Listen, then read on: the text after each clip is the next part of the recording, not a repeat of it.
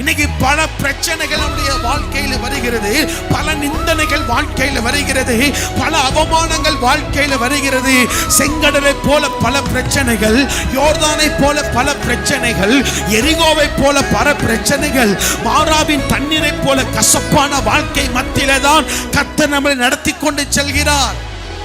ஆண்டவர் ஒரு தேவ பிள்ளை எப்படி நடத்துவார்?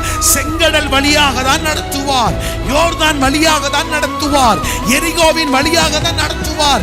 இதுதான் ஆண்டவர் 40 வருஷம் இஸ்ரவேல் ஜனங்களுக்கு வாக்குத்தத்தம் பண்ணப்பட்ட கானானை சுதந்தரிக்க அப்படி செய்தார். நமக்கு வாக்குத்தத்தம் பண்ணப்பட்ட பரலோகத்தை நாம் சுதந்தரிக்க வேண்டும் என்று சொன்னால் செங்கடலுக்கு மத்தியிலும், யோர்தானின் மத்தியிலும், எரிகோவின் மத்தியிலும் தான் கர்த்தர் நம்மை நடத்தி கொண்டு செல்வார்.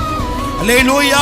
அதான் வேதம் சொல்லுகிறது, பரலோகத்திற்கு போகிற வாசல் இடுக்கமும் வழி நெருக்கமுமாய் இருக்கிறது.